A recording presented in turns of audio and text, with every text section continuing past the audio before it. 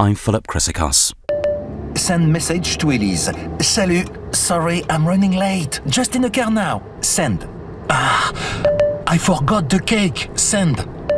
Actually, great news. SatNav has found a new route. See you in 10. Message on the move in the Citroen C1 and stay connected. Experience Citroen C1, available from £149 per month with initial rental of £149. Citroën. Please drive responsibly. Citroen UK Limited is a credit broker, not a lender. Personal lease. You will not own the vehicle. Offer on fill VTI 72 5-speed manual, 6,000 miles per annum. Guarantee may be required. Terms, eligibility criteria and return conditions apply. PSA Finance UK Limited.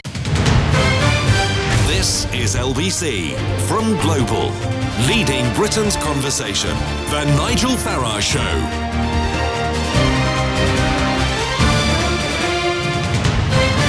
Good morning, everybody. We will be talking about Storm Ciara and the weather and what kinds of disruption there are up and down the country. We'll be talking, of course, about the coronavirus outbreak. A plane back this morning. People at the moment on the way to Milton Keynes will go live to Bryce Norton to talk about that. I will tell you a bit about my visit to the Oval Office and meeting with Donald Trump on Friday and what gift I gave him. But we're going to start with a story that is, I think, going to surprise an awful lot of people. You know, the Conservatives got elected, did very, very well, lots of ex-Labour voters, and so there are lots of priorities about, you know, infrastructure in the north and all the rest of it. But I must say, it was a bit of a surprise to look at the front page of today's Sunday Telegraph and to see Tories eye mansion tax and raid on pensions. This doesn't sound very conservative, is it, that they perhaps think that those northern voters want to see southern voters hit hard? I don't know. Well, the chief political correspondent and assistant editor of The Telegraph, Christopher Hope, broke the story and he joins me now. Christopher, good morning. Morning, Nigel, morning. So, I mean, mansion taxes, I thought this was the stuff of Vince Cable and the Liberal Democrats. Yeah, it's such a surprise. I mean, we're day 80 of this new Boris Johnson government, 80-seat majority, helped by Brexit, helped by you, I think, to a degree with your Brexit party. And, well, what can you say? They're looking at ways to try and chum up to these new voters they've got in the north. As our cartoon says, we'll tax them soft southerners to Conservatives. And that's the point. They're trying to find ways to milk the historic base. It's quite extraordinary what we found out, and we thought we should put it on the front page to start a debate going at LBC and other places. Well, no, you've certainly done that, Sir Chris, no question. But what shocked me even more was the idea that private pensions for those earning more than £50,000 a year would be hit by changing tax relief, halving the level of tax relief. I mean, this is millions of Conservative voters who save for private pensions. I know, it's going to raise billions for spending on other things. I mean, the question is, it's a massive gamble this so early on in the premiership of Boris Johnson. Can he survive this kind of attack, really, on his core base? And that's what the Telegraph is concerned about, it because it speaks for that core base. Yeah, and the idea that, as you say, the mansion tax is something which Vince Cable pushed in the past. Before that, Ed Miliband. It could be a new ban on council tax. It could be a new levy altogether. This will be a recurring charge, not a one-off windfall tax on big properties. So it's a big concern. I mean, the government says. Well, they don't deny any of this. They say everything's in play, the budget on March the 11th, but it's certainly worrying. Now, I wonder whether somebody very academic has said, now, I tell you what we've got to do. We've got to keep these Labour voters that have lent us their votes, we've got to keep them on board. And I tell you what, my experience, because I managed to get large numbers of Labour voters to vote for me in the guise of UKIP and the Brexit Party. And, yes. And what they don't want to see people who earn more money or are successful hit. They just want their lives to be better. I suspect, I could be wrong, I'd be very interested to get your view, but I suspect this is a sort of miscalculation politically based on this is what Labour-type voters want to hear. I think you're right. I think I did talk to, there aren't many Tory MPs who will go on the record about their concern, but the one I did speak to yesterday, a very senior Tory MP, said he was stunned. And I thought it was so interesting. He talks about the idea of getting away from this idea of that people believe in the politics of jealousy. And that's not where Tory voters are. They want to get on themselves and get the tools to do that from the government. They don't want to see the government bringing down people who have done well. That's what I think. I think that's what the Tory MP thinks. Do you know, the millions of people, 6 to 7 million people in all, who voted for parties I led over the years, were nearly all aspirant. They wanted their kids to get on and do well and succeed and their communities to be better. The thought that you just punish people because they've been successful was never in their minds. One last question I must ask you, Chris. You were chairman of the lobby, the press lobby, yes, until very, very recently. And I have heard all sorts of stories about what Number 10 are now doing in terms of stories they put out to the press. Talk of a walkout from Number 10 last week. Is this government trying to put itself beyond scrutiny, or is that putting it too strongly? They're trying to take back control over everything. They're trying to put control over the House of Commons lobby by moving it from the House of Commons into Number 10, where we have to go through a police-guarded gate. It raises risks of only certain journalists getting in, if they want to, and then they've had these selected meetings, a briefing last Monday in which we all said, right, I am Spartacus too. We all walked out. So I think I don't know what the fight's about, because there's a lot of support from a lot of papers, and even to your credit, Nigel, when you were running UKIP or the Brexit Party, you never froze out any hostile journalists. In fact, you slightly relished the debate with them when they asked you questions. Yes. I don't understand why this government, with its 80-seat majority, doesn't feel emboldened to take the argument to journalists who might be sceptical of their policies. I couldn't wait. I couldn't wait for the Guardian question at all my press conferences. I thoroughly enjoyed dealing with it to the amusement of all. I know you were. And is this Dominic Cummings? I mean, is he a bit of a control freak? He seems to be. We don't really see him much. We deal with his more junior people, but everyone traces these ideas back to him. He appears to be angry with a lot of things and want to, shake up all sorts of elites and establishments as he sees them. And that's what's going on. I mean, I don't think it's a big deal for your listeners, frankly, how journalists will have to work and what we get through. But I think it's just a bit irritating that the lobby exists, as chairman of it, if I could briefly say, to give everyone a fair crack of the whip.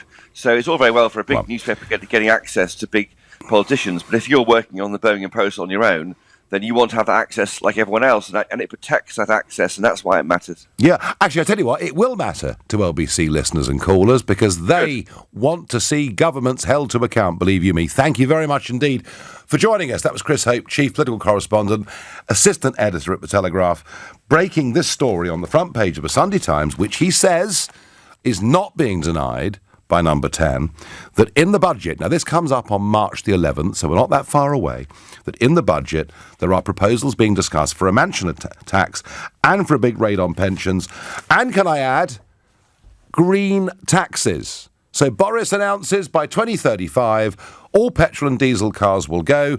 They will all be electric. And people say, isn't that wonderful? And David Attenborough and others praise him. Perhaps what you don't realise, folks, is that an electric car costs at least £10,000 more for each motor car than the alternative on the market at the moment. And if we're going to build tens of millions of electric cars, we're going to be relying on minerals like cobalt, copper, etc. Goodness knows what happens to the prices of those. They're even talking about you having to remove the gas boiler in your home, and that on top of the fact that we're all paying 20% on our electricity bills right now to subsidise green energy. Zero carbon targets, it may all sound wonderful, but it's you that's paying. So a Conservative government that wants to put taxes up across the board. What do we think of this? Anthony in Staines is calling. Good morning, Anthony. Oh, good morning, Nigel. And to quote Eric Morecambe, what a load of rubbish. Well, rubbish. But this is, Anthony, this is a Conservative government. They've had 10 years in office, and taxes. And it's not just, I know mansion tax is seen to be a tax on the rich, and it is predominantly a London and South East tax. But if you look at pensions, green taxes, we're all going to pay more tax under the Tories. It's a bit of a shock, isn't it? Well, Well, it's not a shock. It's completely bonkers, and it's bad economically, and it's bad politically, isn't it? Because people thought they were voting for a Tory government on 12th December. I think they voted for Jeremy Corbyn in disguise. Well, I'm not... You know... I think I have to say I think his tax rises might have been even higher than this. But I suppose, Anthony, the truth of it is that when you've got a majority of 80 in the House of Commons and Yes. take out the Sinn Féin MPs, and it's even higher than that, actually, because they never attend, I guess he can almost do what he wants, can't he? Well, no, I don't think so. Even with 80, I mean, Margaret Thatcher thought that, didn't she? I mean, and Tony Blair as well. Majorities aren't everything, and they can get rid of you even if you've got a majority, as Maggie Thatcher found, if you go completely nuts. What I might just say to Nigel is I think he needs a new Chancellor. This is coming from number 11. What, you mean Sajid Javid? Yes. I've been willing to give him a chance. I don't really think he's quite up to the job myself. I think he needs someone like Gove in there. Iron Fist and Velvet Glove. I think it's a bit too early to judge Sajid Javid, Yes. I would say. And I thought, to be fair, at Davos he didn't do badly. I think his instincts are right, or I thought they were right, but maybe you're right, Anthony. I tell you what, after March the 11th, you promise you'll call me back, and we'll see whether you're right or wrong about Sajid Javid. Thank you very much. Shall. Thank you very much. Well, big surprise. In a moment, we will talk Storm Ciara, because it's going to affect literally every single one of us living in these islands today. But for now, you're listening to the Sunday edition of the Nigel Farage Show here on LBC, and it is 10:15. This is LBC. Have you ever lost money on a stocks and shares ISA or an investment bond sold by a bank like Lloyds or Halifax? The first thing Goodwin Barrett told me was I could make a claim myself and even take it to the Financial Ombudsman for free if unsuccessful. I looked into it, but I'd much rather spend my time doing something else. Goodwin Barrett ran my claim on my behalf instead. No stress, all the way from investigation to the final payout. Get the compensation you could be owed. Text GOOD to 78900. Little Red Riding Hood has been trying to sell her grandma's home for some time now, but the estate agent's shiny, sharp teeth have left her with sweat on her brow. Trust me, darling, I just want what's best for you, hence the added fees. However, she spoke to the friendly team at Property Rescue, who cut out the middleman and guaranteed a sale in as little as 48 hours with no fees whatsoever. Fast forward to living happily ever after. Visit propertyrescue.co.uk. Property Rescue. Fast forward to sold. Hello? It's time you swapped your daily grind for some sun, sea, and salsa! Sangria! Sun lounger! Siesta! Salsa! The dip! Sandal! Suntan lotion! We've done salsa, ain't we? In the Seychelles, Spain, or anywhere else in the world at surprisingly low prices. When you need a holiday, it's time to Travel Republic. Book with confidence at Toll Protected. Listen, don't believe the haters, believe the hype. Renault Zoe charges quicker than a lightning strike. Airplay, Bluetooth, touchscreen, yo. Warm her up from your bed, cool her down from your phone. Hands-free entry, hold her for your cup. A nice little hook, hang your coat up. Paint jobs for days, 9 different colours. Pick one that you like, just how you tell it from the others. Looking for negatives, won't find any. Renault's top care manufacturer of the year 2020. Get £1,000 towards a new electric Renault Zoe. Yeah. Claim yours at Renault.co.uk/voucher. New cars ordered by March 31st. Retail customers at participating dealers. GCSEs, A-levels. For exam success without the stress, only one name stands out. Justin Craig. A Justin Craig Easter course kickstarts revision, consolidates knowledge, boosts confidence, and improves exam technique. With over 30 years' experience, Justin Craig has helped more than 100,000 students secure their university place. For Easter revision course details, visit justincraig.ac.uk. Justin Craig. Just in time. Coffee shop, cashback, cat flaps, cashback, beanbags, rucksack, hire car, buy a car, flapjack, cashback, dumbbells, cashback, takeaway, holiday to anywhere the sun is at, bum bag, laptop, big match, hatchback, binge watching, paintballing, crab fishing, cashback, anything you want to buy, everywhere you want to go. Guess what?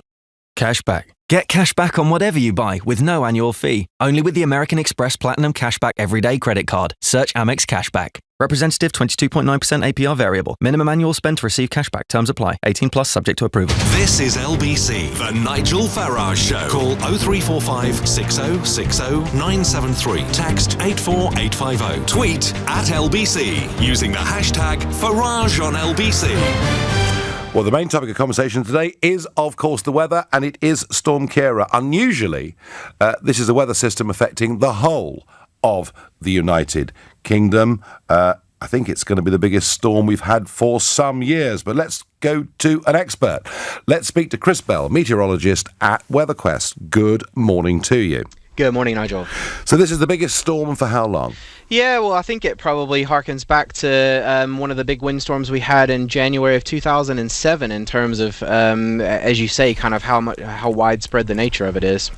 Yes, I remember the one of 2013 just before Christmas, and that was a big one. Yeah, we've had several that have affected various parts of the country quite significantly, but as you say, you know, this is pretty much affecting everyone, but particularly southern Britain, but even western and northern parts of Scotland are going to see some effects as well. And what kind of wind speeds can we expect to see? Yeah, well, we've already seen some gusts to 70 miles per hour across Lincolnshire in the last hour, and quite widely across southern and central parts of England. We've seen gusts between 55 and 65 miles per hour already. We're expecting similar wind speeds through the rest of this afternoon, and I think there is the small concern of something that could be a bit stronger than that in some of these heavy showers that come through on a squall line a bit later on this afternoon. And not out of the question, we could see one or two weather stations reporting a gust in excess of 80 miles per hour from this.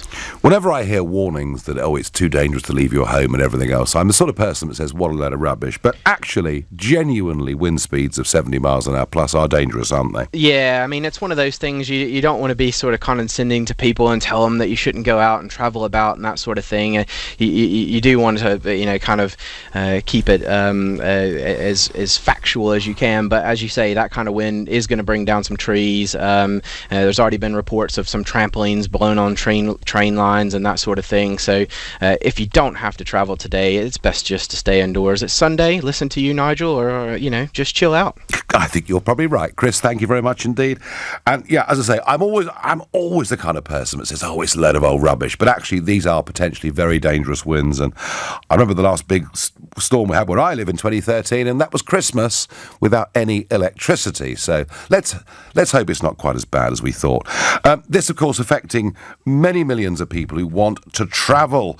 And let's go to J. Louise Knight from the LBC Travel Centre. LBC Travel, I'm J-Louise Knight, and due to the bad weather, lots of problems across the whole country. Several bridges are shut, including the QE2 bridge in Essex, the Erskine Bridge in Scotland. 7 bridges closed eastbound with restrictions in place westbound. The Ouse Bridge on the M62 and the Orwell Bridge in Suffolk is shut too. The M1 Tinsley Viaduct in South Yorkshire, that's closed to high-sided vehicles, and flooding also causing lots of problems, particularly to the north of the country. The M9 in Stirling is partly blocked northbound with flooding at Bannockburn at Junction 9. Now onto the trains, a real mess. There's a reduced service on many routes across the whole country. Avanti West Coast said no trains will run north of Preston. Some train operators advising you not to travel at all, including Southeastern, Gatwick Express and Great Northern, as well as Greater Anglia from London Liverpool streets. And for the airports, we're already seeing cancellations to some flights at Heathrow, Gatwick, London City, Aberdeen, Newcastle, Birmingham and Bristol. It looks like all airports will have some disruption throughout parts of the day. You're being advised to check with your airline before heading off to the airport. Thank you, and we'll keep you up to date with any changes to the travel situation over the course of the next few hours. The worst of this storm expected at around about 3 o'clock this afternoon. Back to taxes, back to this real shock story in the Sunday Telegraph that the Conservatives are considering in the budget on March the 11th, not only putting in place a mansion tax, but also cutting pension tax relief for those earning over £50,000 a year. That directly affecting millions of their own supporters. Plus, it is not just the well-off that'll be hit, because the Conservatives' green taxes policies will affect everybody too. I'm trying to gauge your reaction to this. If they think this is going to get them lots more Labour voters, because Labour voters really are jealous and want people to be punished, I think they misunderstand the type of people that voted for them in the Midlands and the north of England. That's my view. Daniel is calling from Golders Green. Good morning, Daniel. Good morning, Nigel. Lovely to speak to you. So, what do you make of these proposals, which have not been denied? They're absolute madness, Nigel. I'm so angry. I voted for the Conservatives in 2010, and I voted for Boris and the Conservatives just at the election a couple of months ago. Yes. And it makes me so angry because you only have to remember. In fact, do you remember when George Osborne introduced the additional 3% stamp duty on second property? Well, Nigel, that killed the property market stone dead. And it's complete madness because they are trying, the Conservatives, I think, desperately trying to be like the Labour Party. They're trying to steal votes permanently from Labour. But if you remember what the 3% stamp duty did, I've got a lot of friends who are builders, they're interior designers, they're plumbers, they're decorators, and they've all been affected. When you tax an industry like the property market, it doesn't just affect people that own properties. They then sell the property, they don't spend money doing it up, so you get the bathroom shops go out of business, the plumbers go out of business, the electricians go out of business, the labourers go out of business. It affects those businesses as well. So the fact raising taxes, like you were saying before, raising taxes is a madness because you get less money. It's economically stupid, and also it's an attack on aspiration. And those voters that the Conservatives want to keep, you're right, they don't want to see wealthy people. They're aspirational. They're aspirational. No, Daniel, I think I know those voters better perhaps than the Conservative Party do, because they're the kinds of people that have been voting for me for some time. To be fair, Daniel, on stamp duty, there is a proposal that the top level of stamp duty may come down to compensate a bit for the mansion tax. But, Daniel, could it be one of the reasons they want to raise loads of taxes is they've got to pay the $106 billion for HS2? Well, Nigel, don't talk to me about HS2. I thought they might cheer you up, yeah. Yeah, well, in fact, HS2, I actually had quite big involvement in campaigning against it because I actually won, so I know how you feel, I won a successful High Court, we won a successful High Court campaign in London at a judicial review against Transport for London's Cycle Superhighway 11 scheme, which would have intersected directly with HS2, would have caused total gridlock coming into central London, and we actually won the case at the High Court on that. So I know how it feels, A, to win a successful campaign, but B, to know that HS2 is the single biggest infrastructure project in Europe, and it's a complete colossal waste of taxpayer money. How many callers have called you, Nigel, to your show on LBC from the north to say we don't want to get to London to Birmingham 15 minutes quicker. We want to get from Manchester to Sheffield and Leeds to Manchester. Absolutely. It's the east-west problem. No, it really is. Daniel, great call. Thank you. Tony says to me by text, green taxes will wipe out the motor industry and we haven't got a public transport system to take up the slack. Tony, I have to say that the car proposal is wonderful in theory, but in practice I think there's an awful lot that needs to be discussed. Nigel, could it be we need to raise revenue to fund northern infrastructure, says Alice in Leatherhead. Well, Alice, you're right. We do need to fund northern infrastructure, which is yet another reason why I think HS2 is the wrong priority, because 106 billion is an awful lot of money. Des is a new caller from Basildon in Essex. Des, good morning to you.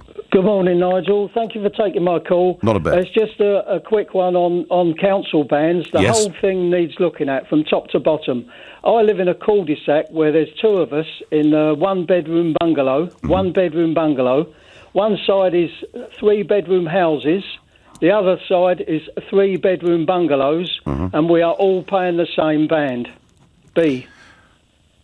We're all paying the same band. I've even... well, how is that assessed, Des? How is that assessed? I mean... Because they come in their warm car, driven round the roads and just, that's that. Some of these bungalows have got a courtyard and they've added an extra room. Have you written, Des, to the council to say, look... Yes, I've written to and appealed twice. Yeah. I've written to my MP, who's about as useful as a chocolate teapot. Right. He's come back to me and said, yeah, it's right. No, it's not right. Come round and have a look. What about your local councillor, Des? Well, perhaps I should have a word with them. But I really think you should. Because councillors get elected. I mean, an MP. I'm not defending your MP necessarily or attacking your MP here, but an MP, is going to have typically 95,000 people living in his or her constituency, right? Whereas, a councillor is going to have a couple of thousand, 3,000, whatever it is. And I really do think, Des, that you ought to push hard, very hard, on your local councillor. In general, Des, are you a Conservative voter or not? No, I wouldn't. I'd never vote Tory. You'd never vote Tory, right? I've always vowed that I voted for UKIP at one time. I would have voted for you this time in Basildon, but you weren't there, so my heart told me to stick with Labour. Seriously, Yeah. I didn't have an option. Lib Dems, forget it. It does sound odd, though, Des, doesn't it? Tories putting up taxes. Well, sounds strange. That's because they've got a 5-year contract, haven't they? Well, I think Des, my view is they more or less do what they like. But Des, there you go. Des, thank you. And and Des raises that point. And local taxation, in some ways, has caused more upset over the last 3 or 4 decades than national taxation. Think back, to Mrs. Thatcher and the protests in Trafalgar Square and all the rest of it. But it is surprising to see a Conservative government pushing as hard as it is to increase taxes for absolutely everybody.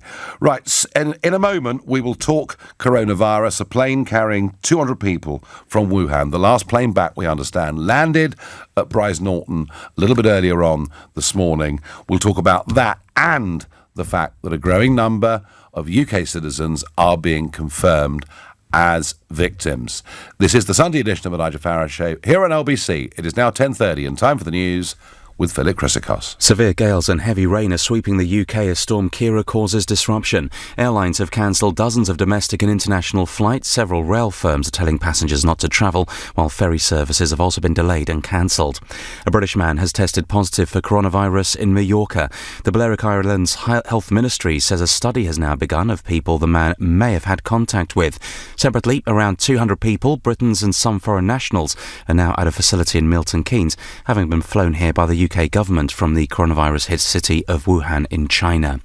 Counting has begun in Ireland's general election as an exit poll indicates the result is too close to call. It suggests a dead heat between Fine Gael, Sinn Féin and Fianna Fáil on around 22%. LBC weather, a yellow warning for heavy rain for the entire UK, damaging gusts with a higher amber alert for England, Wales and parts of Scotland, a high of 13 degrees. This is LBC. At Wix, we'll create your dream kitchen from design to show-off ready and take care of everything. And now, save a third on showroom kitchen units. Book your free design appointment today. Cure your house embarrassment with Wix. For minimum spend, terms and exclusions, see wix.co.uk.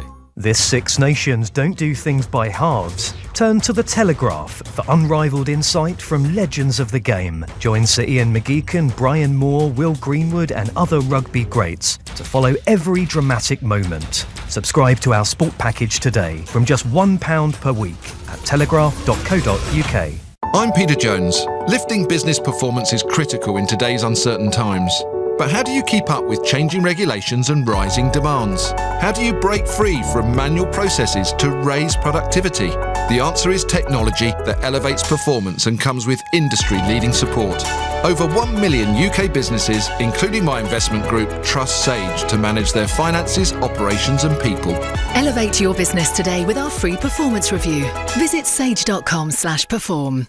It's the February savings event at Oak Furnitureland. So find beautiful 100% solid hardwood furniture and then pay less for it. Go online and in-store now to see how much you can save. Don't miss the February savings event. Only at Oak Furnitureland. Must end Sunday. Could the owner of a Santorini black all-electric Jaguar I-Pace, winner of World Car of the Year, World Green Car of the Year, World Car Design of the Year and 68 other industry awards, parked in South Terminal Long Stay, Area G, please give yourself a big pat on the back. That's a stunning car. The all-electric Jaguar I-Pace. Electric never looked so good. Search Jaguar I-Pace. credit limit of up to £1,500. What do you have to do to get it? Simple. Get online and check if you're eligible for an Ocean credit card in minutes without affecting your credit score. For your Ocean credit card, visit ocean.co.uk now and get all that from Ocean. Intelligent Lending Limited is a credit broker. Capital One, the exclusive lender. Representative 39.9% APR variable. Borrow and spend responsibly. Hello? Sarah, Witchton Wolf. I understand a tenant was complaining about a problem at one of your properties. So we paid them a visit and you won't be hearing from them again. What? Direct Line dealt with the problem, Sarah. You bought landlord emergency with your policy and they sent someone around in 4 hours. Perfect. Electrician, plumber, glazier, locksmith emergency response within 4 hours. Can your landlord insurance do that? Search Direct Line, Landlord Emergency. Optional add-on. Excludes Scottish Highlands and Islands. Extreme weather conditions may extend response time. Residential properties only. Underwritten by UK Insurance Limited. Leading Britain's conversation. LBC, The Nigel Farage Show. A plane landed earlier on this morning at Brize Norton carrying around about 200 UK citizens who are being evacuated from Wuhan. They have been taken by coach to Milton Keynes, where they're going to be kept in isolation. And joining me from Milton Keynes is Patrick Hildit, the LBC reporter. Patrick, good morning to you. Good morning, Nigel. So have they arrived now at Milton Keynes?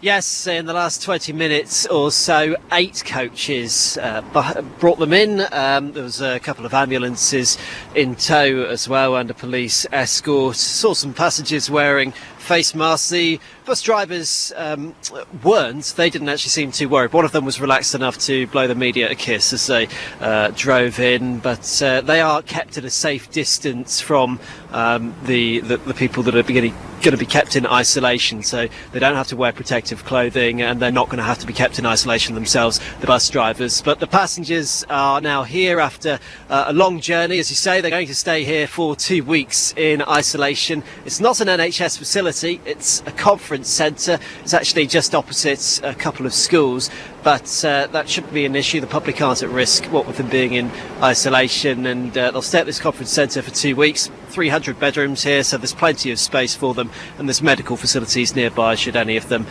need that and test positive. And now I believe a total of 9 UK citizens in various parts of the world have now been confirmed with coronavirus, and yet I'm right in believing that aeroplanes are still coming in from Hong Kong and other Chinese cities without anyone being kept in quarantine. Well, of course, we've had the virus continues to spread across the world, although the number of cases that has gone up in China has slowed down from this morning to the previous day. Right, okay, Patrick, thank you very much indeed. Well, I'm still surprised that we get planes still coming in from Hong Kong and people just get out at Heathrow Airport and that's all fine. But I'm not an expert on this. I don't really understand or know what the risks are. So let's speak to somebody who is an expert. And I'm going to speak to Professor Rainer McIntyre, Professor of Global Biosecurity and Head of the Biosecurity Programme at the Kirby Institute, University of New South Wales, and an expert in emerging infectious diseases. Professor McIntyre, thank you for joining us all the way from Australia. Are we witnessing this virus getting out of control? Well, it's spread to 25 countries, but we're not seeing sustained transmission in the community anywhere except in China at the moment, and even then mainly in Hubei province.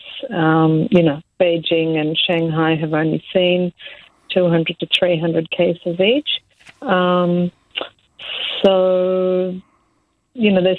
still a prospect of being able to prevent or control the spread in other countries. So the quarantine method, from what you're saying, is the right approach? Yes, it is. Travel is the major vector for transmission of infections around the world. And, the principle of keeping people in quarantine for the incubation period and then monitoring them every day to make sure they don't get symptoms, isolating them if they do, is an effective strategy. We've used it since the Black Plague in Europe.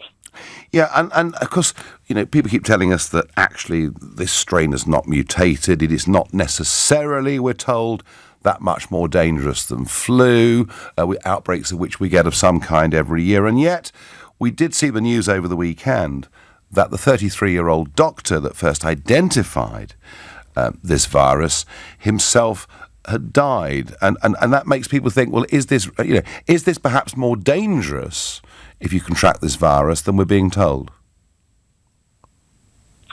Yeah, I mean, I guess there's uncertainty around the death statistics coming out of China. We've seen numbers of confirmed cases, of recovered cases, and there's comparatively few recovered cases and deaths. And the question is, what's happened to all those other people who were diagnosed with infection? Is it just a very prolonged illness, or are there deaths that's not being reported? But what's reassuring is that the death rate in other countries doesn't seem to be as high as it is in China.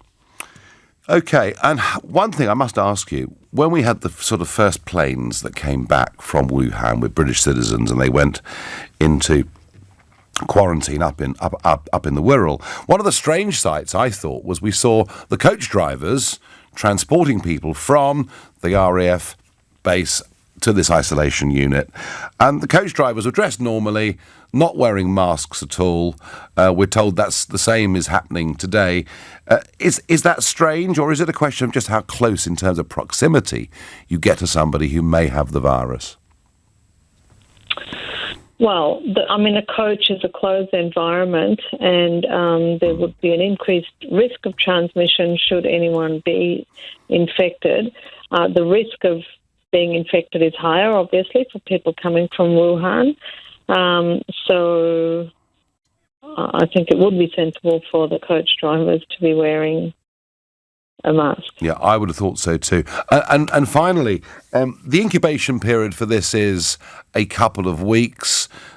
At what point do we assess just how broadly this is spread across the world, or is that an impossible question to answer?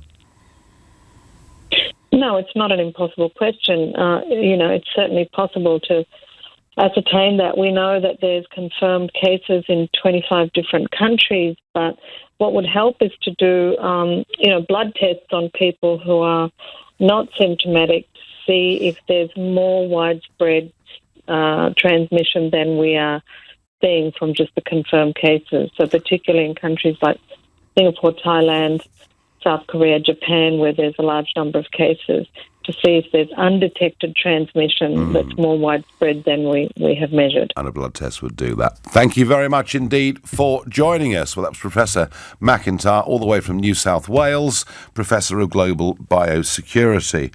And, she didn't sound too alarmist about it. But I thought the last point she made, that rather than waiting, you can blood test everybody to sort of tell whether this is on the way.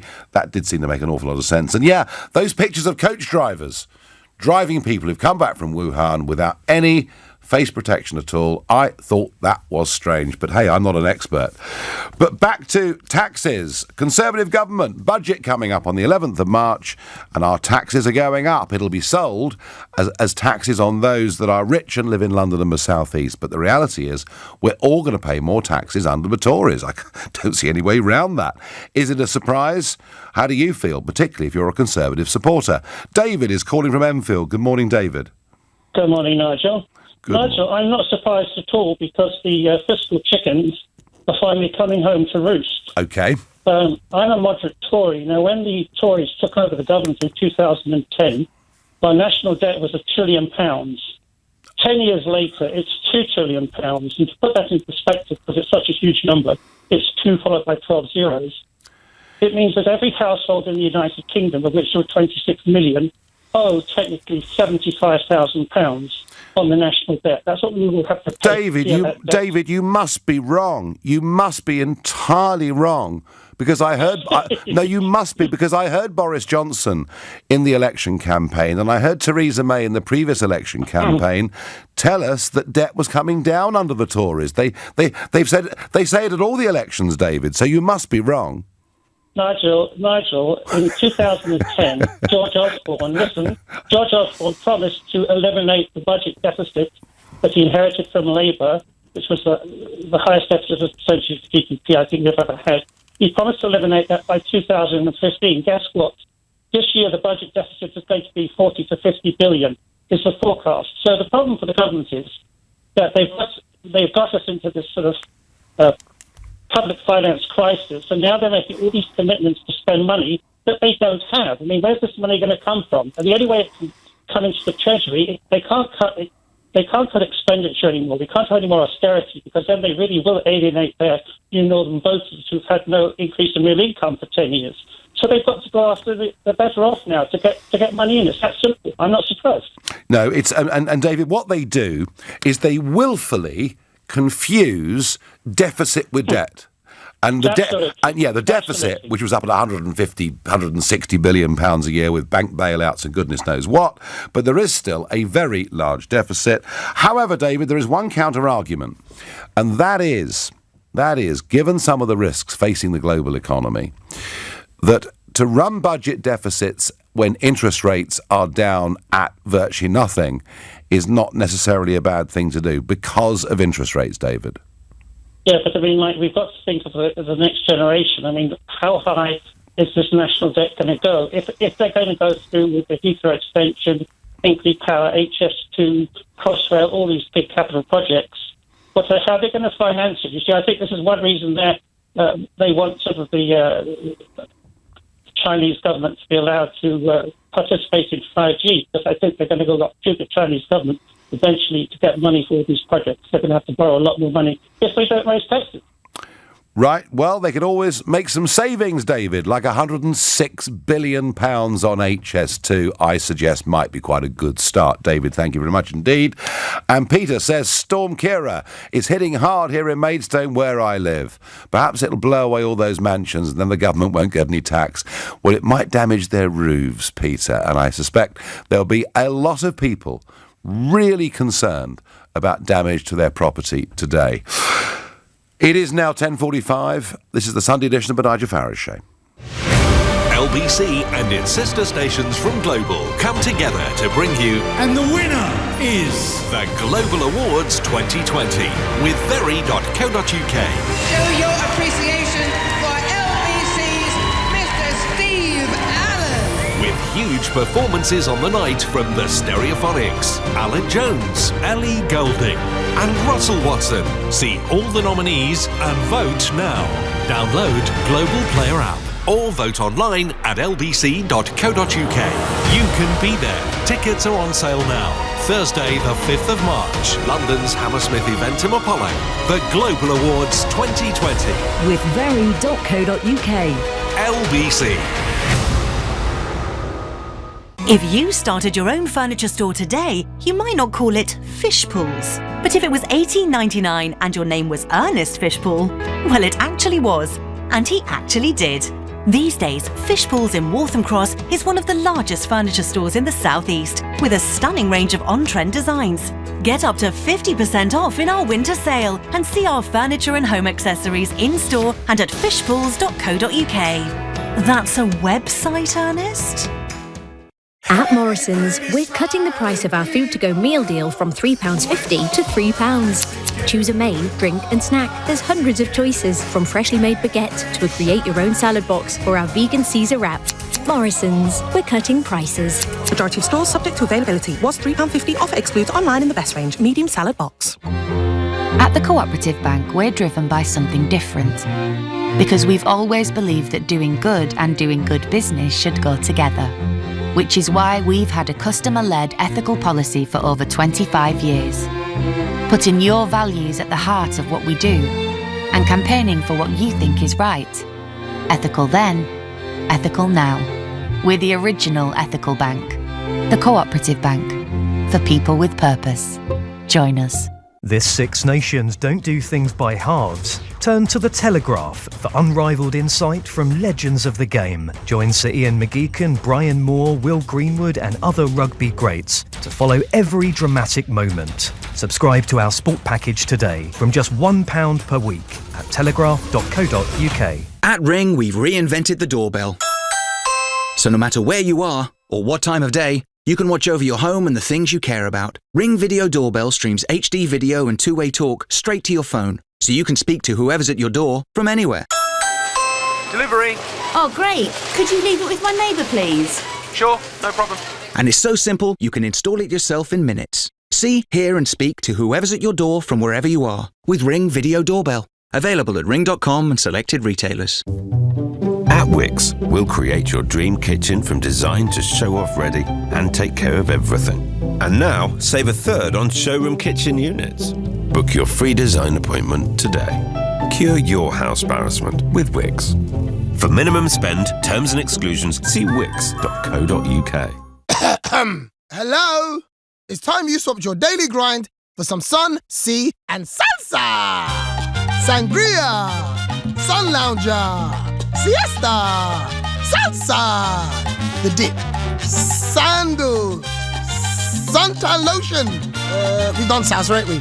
In the Seychelles, Spain, or anywhere else in the world at surprisingly low prices. When you need a holiday, it's time to Travel Republic. Book with confidence at Toll Protected.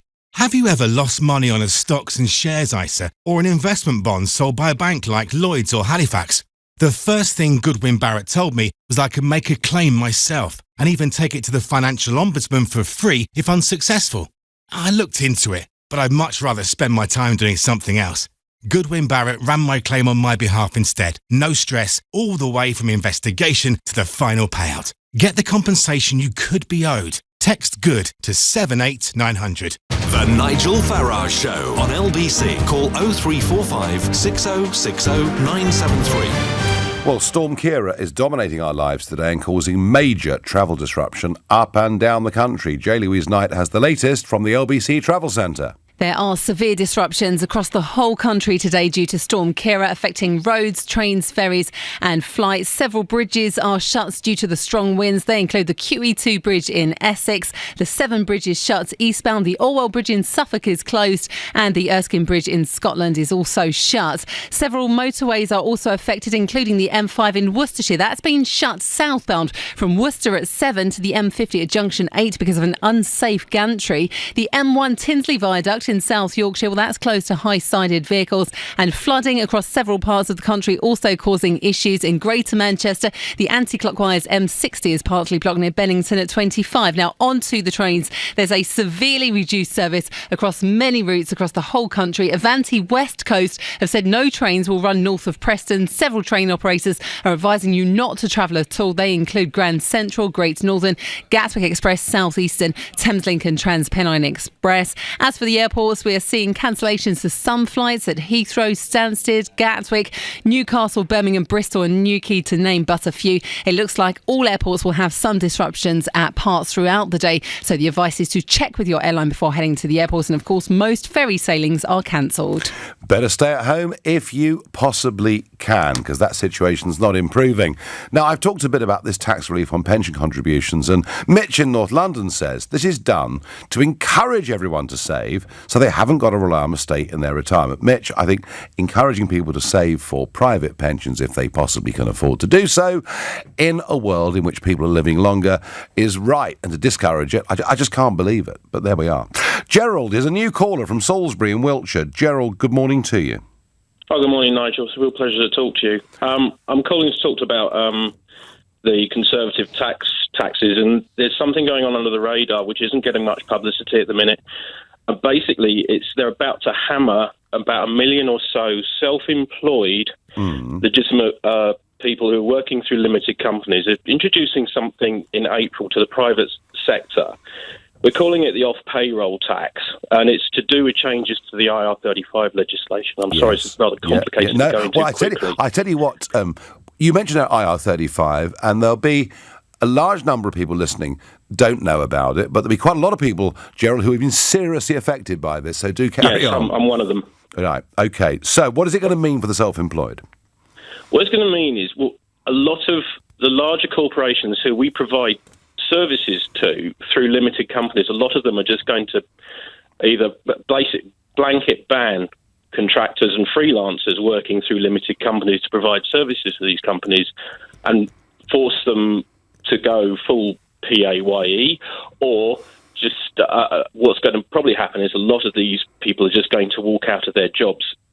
The implications for this for the economy are quite serious from the point of view of you're hitting your flexible workforce, and as another caller said earlier, it's an attack on aspiration. We need these companies. We need to be able to work through our companies so we can travel further distances, pay for, staying in hotels, bed and breakfast and accommodation. It's not a tax fiddle, is it? It's not a tax fiddle. The reason people do this and use limited companies is so they can put legitimate expenses against their income.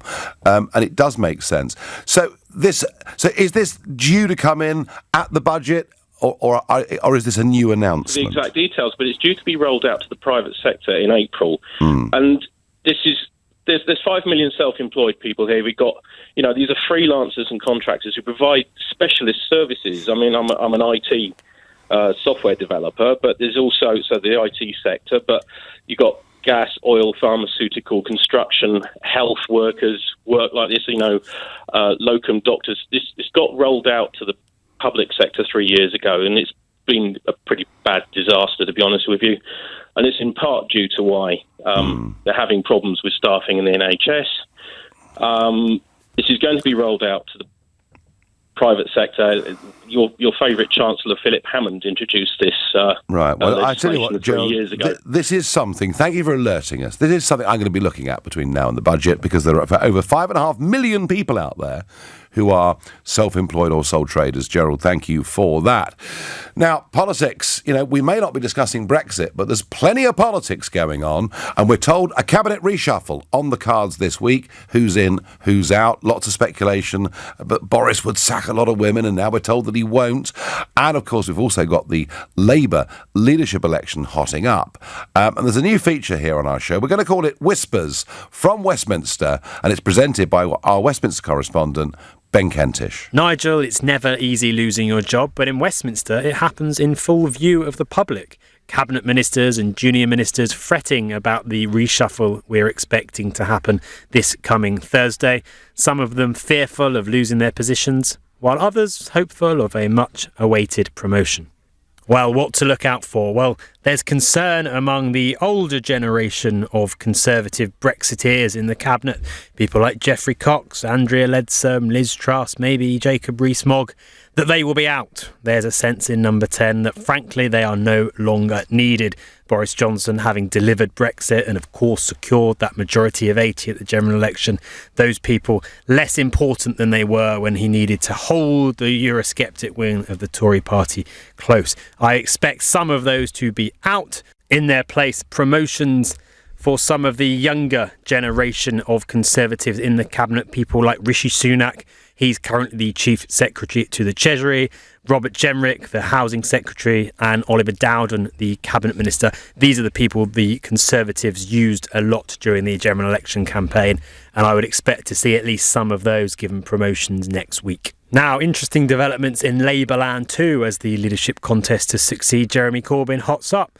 Rebecca Long-Bailey, the Shadow Business Secretary, had been dubbed Continuity Corbyn by her critics, a label her camp are very keen to get away from. So interestingly, this week, I'm hearing she is planning to get rid, if she becomes leader, of Jeremy Corbyn's top two lieutenants, Seamus Milne, his Director of Strategy, and Carrie Murphy, who was his Chief of Staff and then masterminded, shall we say, the Labour election campaign last month. I am told there are no plans to give either of those a prominent position under a Rebecca Long-Bailey leadership.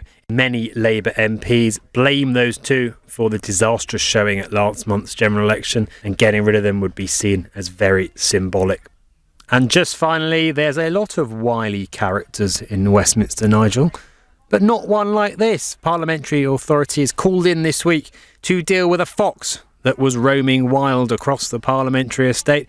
Started out somehow getting into Portcullis House, that big office block in Westminster that many MPs have their offices in, and then finding its way up to the 4th floor, causing police to run around with a big box, finally managing to trap it and get it out of the building. Suggestions it was chasing Norman Lamb, unconfirmed, while other reports suggest it might have been seeking its brother, Liam, the former Trade Secretary. Well, we normally hear about foxes being shot, don't we, in politics, but not in this case. And of course, the point Ben Kentish making that when people lose their jobs in Cabinet, they lose them very publicly. Well, I lost my job very publicly because it was on the minute of 11 p.m, Friday week back, and there I was on a stage in Westminster, and I'm very, very happy to be out of work.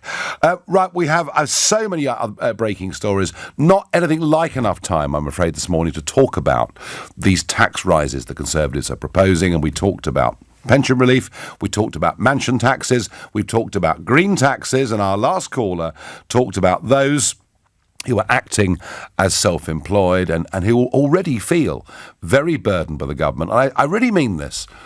Something like 5.7 million people, I believe it is, who run their own companies or are sole traders, and they have not felt for a long time that anyone was on their side. And that is where much of the growth in the economy comes from. It's not just big businesses, it's small ones.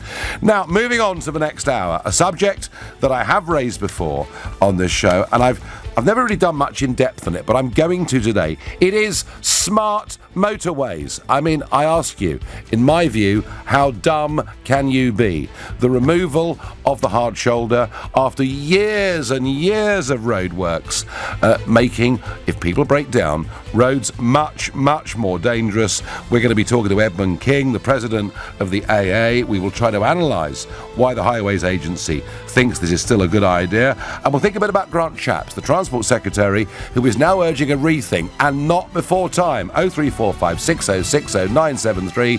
Give me your view on smart motorways. On your radio, on Global Player, and Play LBC. leading Britain's conversation. This is LBC. From Global's newsroom at 11 o'clock, airlines, ferry and rail companies have cancelled dozens of services as Storm Ciara covers the United Kingdom. Robert Nisbet from the Rail Delivery Group has told LBC the advice is avoid travelling. Pretty much every train operating company is affected in some way, and about half are saying do not travel. And those include Grand Central, Southern, Gatwick Express, Great Northern, Thameslink, Southeastern, LNER, TransPennine Express, Hull Trains and Northern. And the rest are only travel if necessary. Weather warnings have been issued across the United Kingdom for very strong winds and the risk of flooding, with a yellow superseded by an amber warning across England and Wales and parts of Scotland. Forecaster John Ketley is following the weather system for LBC. It's a very dangerous day to be out and about, and the warnings that have been put out in the past few days, yellow, amber, well, it could well turn to red during today because we are seeing some dangerous conditions. That's what the red means. It's a danger to life, and there will be some horrendous conditions across all parts of the country today. Not only the heavy rain, but those fierce winds which will increase further through the morning, gusting eventually up to 80 to 90 miles an hour, even in the south of England on the south coast. In other headlines this hour, a British man has tested positive for coronavirus in Mallorca.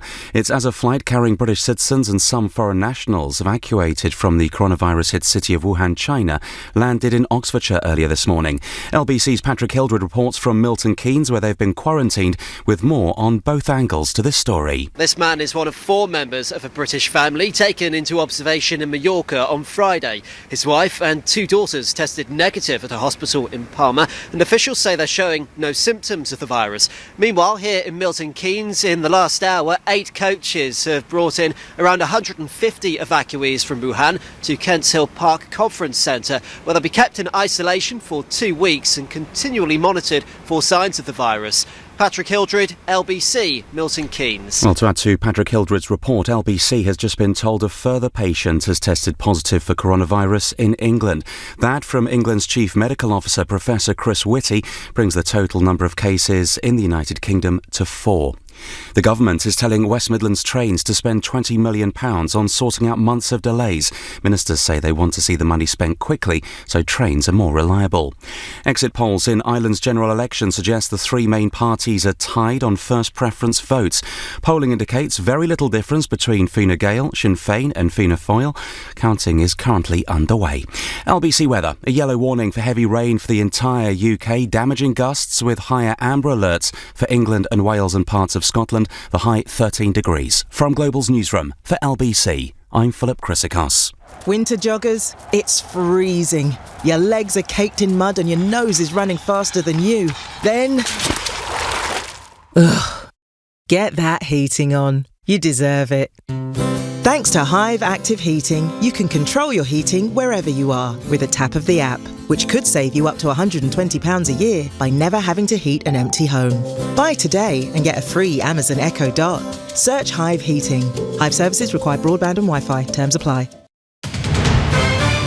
This is LBC from Global, leading Britain's conversation.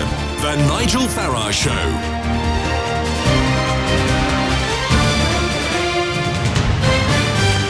I remember some years ago, I was driving up the M20 in a northerly direction, going up Rootham Hill, quite a long, steady incline.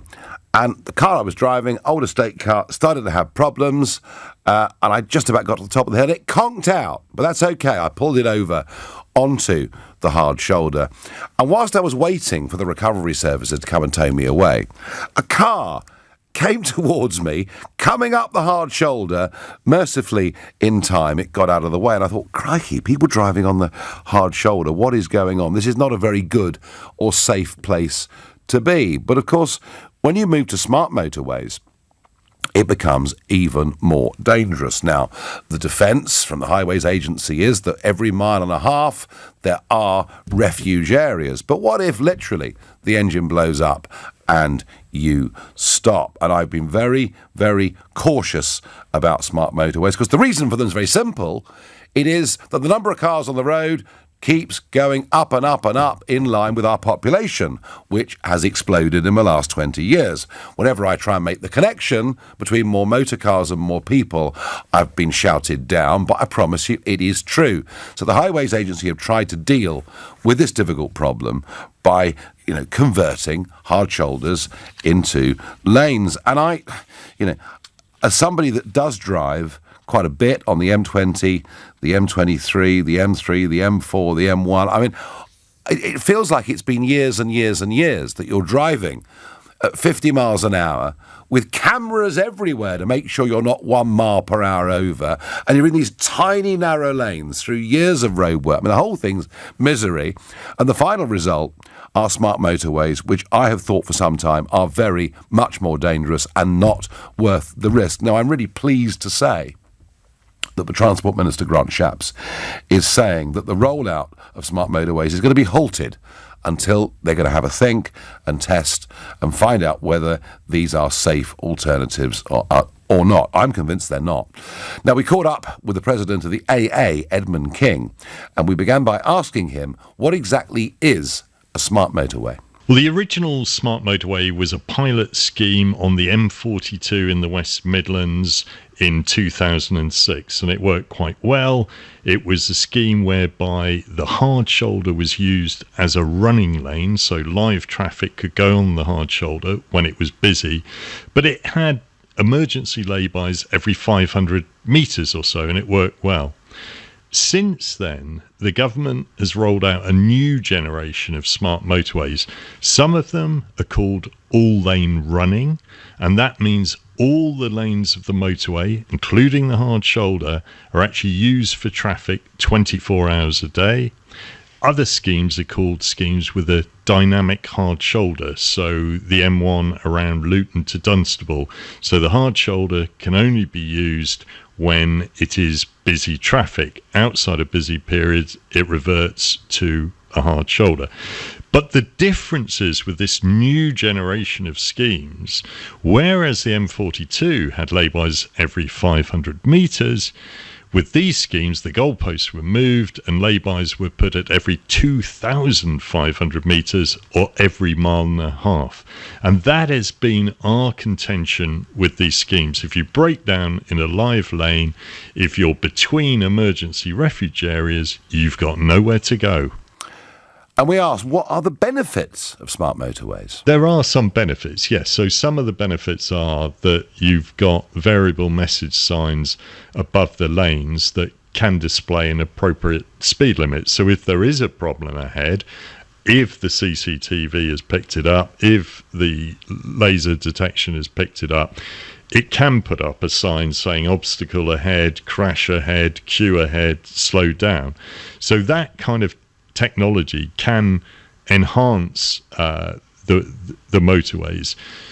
But the bit that isn't smart is the increase in live lane stops, and there are twice as many live lane stops on a smart motorway than a conventional motorway, and currently 38% of breakdowns on a smart motorway happen in a live lane, which is just a daunting figure, and that's far too high.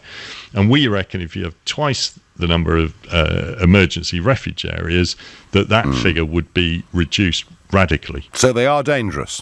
The Transport Secretary himself actually said there had been 38 deaths on smart motorways over the last 5 years.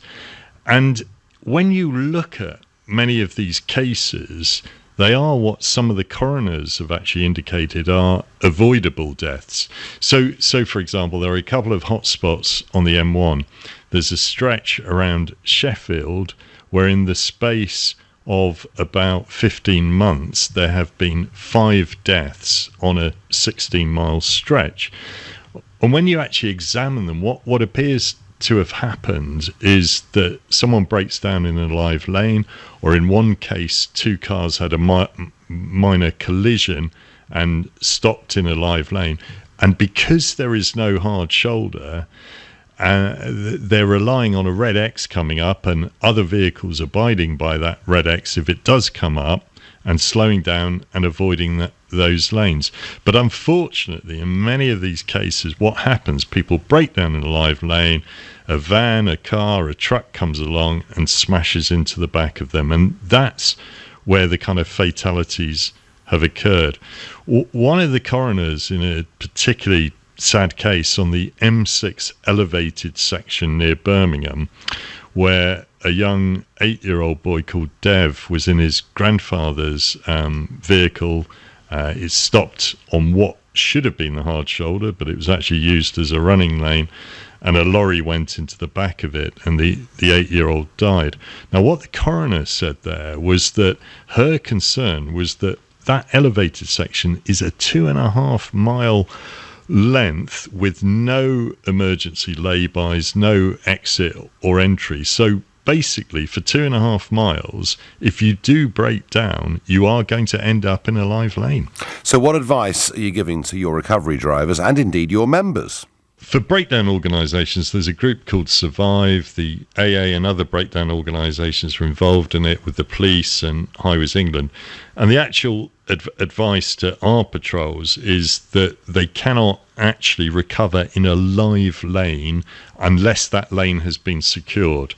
And what that means, if Highways England have come along with a rolling roadblock and physically secured that lane, we can recover. Otherwise, the police or Highways England have to move cars to one of the emergency laybys or get them off the motorway, and then we recover. So all breakdown organisations are the same. For individuals, if you're driving on a smart motorway and something's going wrong with your car, obviously the first advice is, if you can get to an emergency refuge area or exit the motorway or motorway services, do that. But if not, if you can't do that, if your car is in such a state, then if possible, move over to the inside lane, so the left-hand lane, as far as possible. And if at all possible, if you can exit by the passenger door, and if there is a barrier there, get over the barrier. But in many cases, there's no barrier on smart motorway, and you can't actually get out. So then the advice is, keep your lights on, put your hazard lights on, keep your seatbelt on, and dial 999. It is an emergency if you've broken down in the live lane. Then what you've got to hope is that you'll be spotted by the closed circuit TV cameras, which aren't monitored 100% of the time, but you hope that you'll be spotted. And we uncovered a report that said on average it takes 17 minutes to be spotted. Then you hope that a red X will go up above the lane. You hope that other drivers will comply by that red X and avoid that lane. And then you hope you'll get rescued quickly. But again, on average, it takes another 17 minutes for the car to actually be removed from that live lane. So in effect, you're sitting for more than half an hour praying and sitting as a sitting duck, praying that no one will go into the back of you. That is not very smart, and that's why we've been campaigning for more than 8 years to get these schemes redesigned. We think you need at least double the number of these emergency refuge areas, so that wherever you're driving, if you do have a problem with your car, if it's overheating, if you've had a puncture, if you can see an emergency refuge area ahead, the majority of people will get there. If you can't see one, many people panic, think the car will catch fire, think the wheel might come off, and they have to stop in a live lane, and that is just too dangerous. Well, that was Edmund King, president of the AA, and I must say, wasn't that superb interview? And he's highlighted, frankly, the insanity of smart motorways. I mean, absolutely, if you broke down in one of those lanes, absolutely terrifying. And of course, it's all accompanied by gantries every few hundred yards, which means that even when it is 2 o'clock in the morning and there's nothing on the road, if you drive at more than 70 miles an hour, you'll finish up with 3 points on your licence. I just think at every level we are trying to overmanage this. I know there are millions more people in the country, a load more cars than there ever were. I think we need to build some more roads, frankly. But I think myself, and I do drive down that M20 regularly, and I know that where the M26 meets the M20, there are traffic jams. But frankly, I'd rather live with the traffic jams than be on those so-called smart motorways. So if you break down, you are in real trouble. And of course, an aspect of this that no one's even discussed is who will this affect most? I'll tell you who it'll affect most. It'll affect those who haven't got much money and are driving around in what we used to call old bangers. They are the ones that are more likely to break down. Older people, students, those who've bought a car for a few hundred quid because, frankly, it's all they can afford. And it's all well and good to say, well, once every mile and a quarter, there is a safe refuge. But it doesn't always work like that. I have broken down, as I said before, on the hard shoulder more than once, in my driving career. And we will, in a minute, get testimony from somebody who broke down on one of these smart motorways, and it is a hell of a story. You're listening to the Sunday edition of the Nigel Farage Show here on LBC. It's 11:15. This is LBC. In our secondary schools, the average class size continues to rise. Help your child stand out with Get My Grades, the ultimate online learning platform for English, maths and science, with textbook content, exam-style questions and progress tracking. Try it free at getmygrades.co.uk. Then get your first month for just £1 using code RADIO. Learn the smart way. getmygrades.co.uk. T's and C's apply. Cancel any time or continue at £9 per month. If you've lost money on a stocks and shares ISA sold by Lloyds or Halifax, you may be due thousands in compensation. Text GOOD to 78900 and Goodwin Barrett will explain your options. We're Ola, the global ride-hailing app launching on the 10th of February in London. If you're a driver, we have 3 exciting plans to choose from. The Ola Ultimate Plan gives you a £1,000 minimum weekly ride fare guarantee. Hurry, limited slots are available. Log on to oladrive.uk/drivers to get yourself Ola ready by the 9th of February and get a bonus of £50. T's and C's apply. Drive the change. Ola. Hello? It's time you swapped your daily grind for some sun, sea, and salsa! Sangria! Sun lounger! Siesta! Salsa! The dip! Sandals! Suntan lotion! We've done salsa, ain't we? In the Seychelles, Spain, or anywhere else in the world at surprisingly low prices. When you need a holiday, it's time to Travel Republic. Book with confidence at Toll Protected. At Ring, we've reinvented the doorbell. So no matter where you are or what time of day, you can watch over your home and the things you care about. Ring Video Doorbell streams HD video and two-way talk straight to your phone, so you can speak to whoever's at your door from anywhere. Delivery. Oh, great. Could you leave it with my neighbour, please? Sure, no problem. And it's so simple, you can install it yourself in minutes. See, hear and speak to whoever's at your door from wherever you are with Ring Video Doorbell. Available at ring.com and selected retailers. Isn't it funny how you're noticing them more and more? Parked at the school gates, waiting at a red light, or charging on the side of a street. The electric car, with over 6,000 new drivers on the road each month and over 50 models available, the electric car is now the car. Search Go Ultra Low to find out more.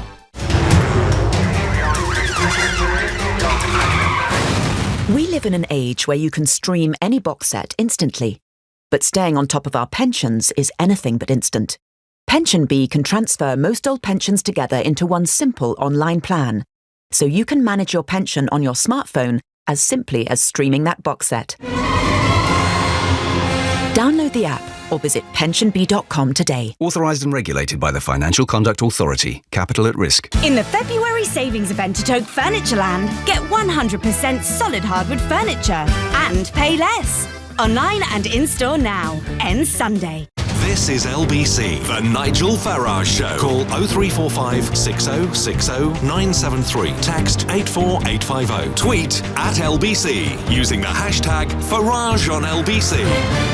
Storm Ciara causing major travel disruption. J. Louise Knight has the latest from the LBC Travel Centre. There is, of course, severe disruption across the whole country due to Storm Ciara, affecting roads, trains, ferries and flights. Several bridges will stay closed, including the QE2 bridge in Essex, the Erskine Bridge in Scotland. The Britain Ferry Bridge on the M4 is also shut. Eastbound, the Severn Bridge is closed. The Orwell Bridge in Suffolk is also shut. Now, because of the strong winds, an unsafe gantry on the M5 in Worcestershire has closed the southbound carriageway from Worcester at Junction 7. A car's overturned in the strong winds on the M1 in Derbyshire. It's partly blocked in a workshop at 30. And then lots of flooding around, particularly in Greater Manchester. That's affecting the M60. Flooding in Merseyside is affecting the M53. And in South Yorkshire, the M1 Tinsley Viaduct is closed to high-sided vehicles. Now, onto the trains. A severely reduced service on many routes across the whole country. In fact, Avanti West Coast said no trains will run north of Preston for the rest of today. Several train operators advising you not to travel at all, including Gatwick Express, Grand Central, Great Northern, Hull trains, Northern, Southern, South Eastern, and the list goes on. As for the airports, we're seeing cancellations to some flights at Heathrow, Gatwick, Luton, Stansted, Aberdeen, Newcastle, Birmingham, Bristol and Newquay. It looks like all airports will have some disruption at parts throughout the day. So the advice is to check with your airline before heading off to the airport. And of course, most ferry sailings are currently cancelled. Smart motorways. I have been really worrying about them for a long time. Now, Peter in Lancing thinks he's got the answer. It should be law that you carry a warning triangle in your vehicle in the event of a breakdown. Peter, if you are stuck, I'll tell you what, matey, if you are stuck at a busy time of the day, if you've broken down in one of those, and you've put your hazards on, all right, I get that, and you've stopped, just get the hell out of there is the advice that I would give, rather than putting up a warning triangle. I think you're saying it in a very public-spirited way, but I have to think all of us would be in a state of real panic if that happened to us. But clearly not everyone, because I get this. On the M1 in Sheffield last Friday, 2 cars were broken down. The lane was still active and 70 miles an hour, but people were standing at the back looking in the boot as if they were in Sainsbury's car park. So clearly not everyone panics, Chris in Darlington, but I certainly think I would. Gillian in Darlington says, I agree with you, they're not safe. Never mind the halt, they need to reverse what they have done. I used to be a heavy recovery driver. I was recovering a fully loaded 44-tonner on a smart motorway. A lorry hit the back of the lorry I was underneath, which was secured to my wrecker. I was very nearly crushed. Well, very interesting that you raised that point, because there is, in fact, one company that does lorry recoveries that is considering boycotting doing this on smart motorways. And can you imagine working for the AA or the RAC or one of the recovery organisations and it's a hell of a tough job anyway. Any of you listening who've been broken down on the hard shoulder will know it's a pretty frightening, intimidating place to be. You know, early in the morning, the spray, the rain, whatever it is. I would not want to be one of those guys out there doing recovery. Now, earlier on, I spoke to Ian from Sutton, a new caller, who wanted to get involved in this, and he had an accident on a smart motorway. Let's hear his story. It was April 2015, so these smart motorways were first being developed, and the section we were on had actually been completed, but it was luckily for us, it was still on the camera system from the construction company.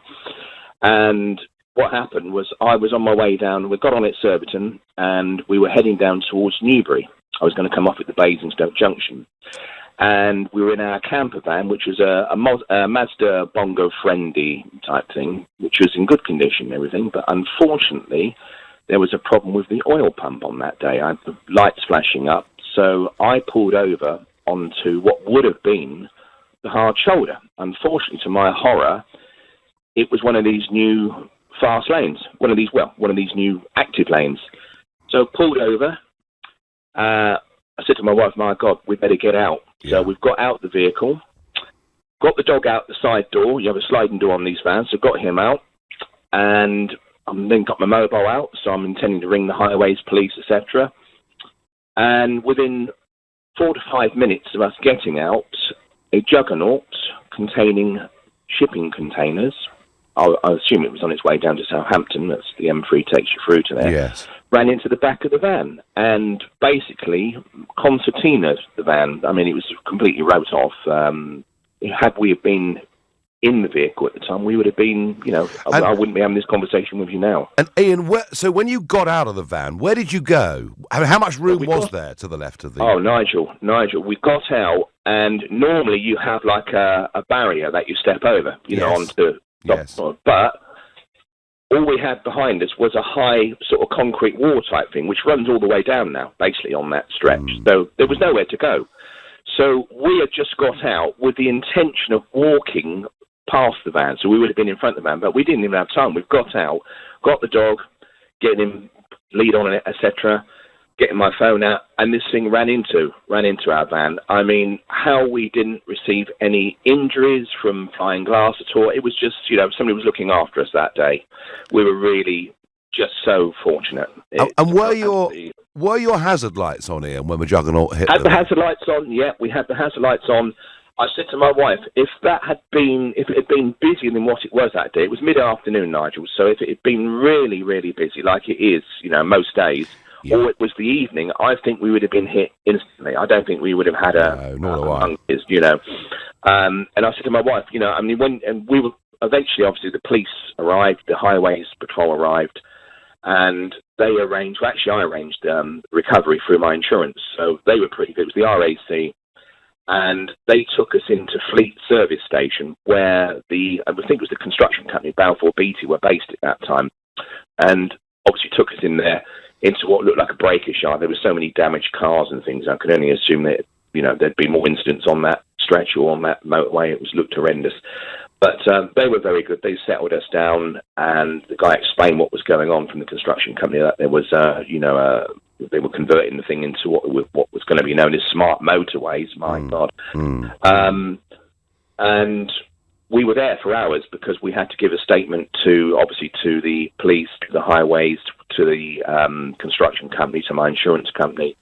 I wasn't particularly, I wouldn't say I think the adrenaline hadn't really kicked in that much. My wife was in a bit of a state of shock, but I mean, with me, I was still chatting away because I had things to do, people to talk to, But that was basically it. The van was completely wrote off. We were lucky in this case that everything was captured on CD, on hard drive from these cameras. So within 2 weeks, the police had rang me and said, look, obviously the drivers admitted liability, the insurance, they're sending copies of the CD, or they've downloaded it to the insurance companies. So we were, getting compensation was fine, but it's not an experience I would ever want to repeat again. Or no, absolutely. Anybody else go through, Nigel, even coming back. I mean, we very rarely use that motorway now. I mean, I came back from it 2 weeks ago. I was coming back from Newbury in Berkshire, so from the Basingstoke Junction again.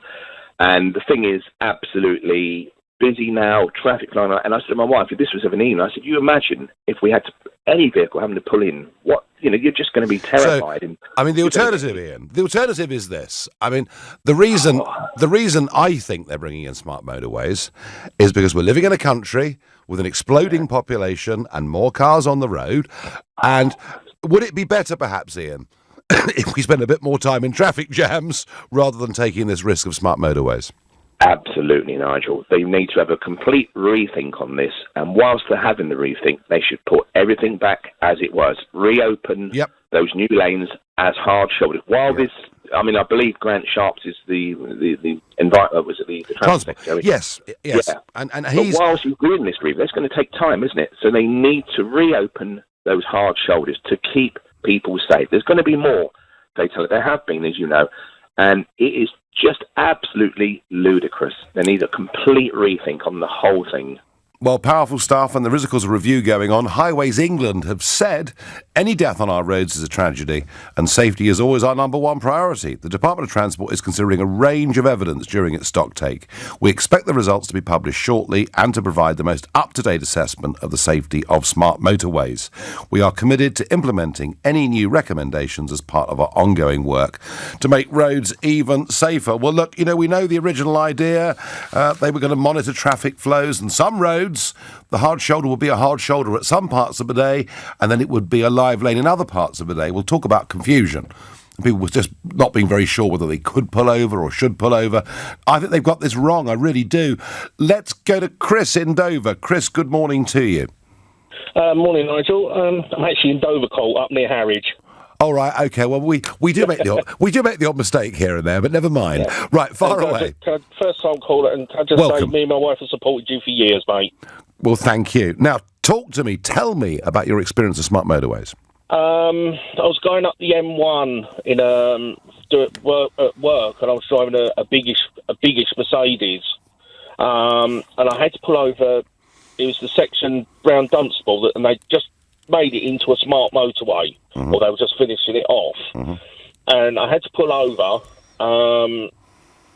and obviously on a Merc you have a pedal for the handbrake. I just leant forward because being rather vertically challenged to see the pedal, and I got hit up the backside by someone doing somewhere, the police reckon, between 70 and 80 miles an hour. I was knocked out in the impact. And from what the police told me afterwards, I bounced down the motorway. Somehow my foot had stayed on the foot brake, and I bounced off the barrier on the near side, which stopped me banging out into the flow of traffic. Which would have caused a pile-up? Yeah. Basically. Yeah, that strikes me, Chris, as being the other risk of this. It isn't just the car that's broken down that gets hit from behind. It's where a car goes out of control and bounces off, a wall on the left-hand side or whatever it is. So, Chris, what should the government do? Should they scrap this completely? I think it needs to be at least looked at, and the rules need to be made clearer as to what motorists do as regards, because you always see them with the red square on the motorway, the red cross on the motorway, and they just totally ignore it. It's very difficult. They'll be flying under the red cross at 80, 90, 100 miles an hour. Do you know what? It's dangerous enough with hard shoulders, let alone getting rid of them. Chris, thank you. And Manchester City's Premier League game, they were home to West Ham. That has been postponed due to extreme and escalating weather conditions. And remember, however bad or windy or wet it is where you are, Storm Ciara due to hit its peak, certainly in the south, not until about 3 o'clock this afternoon.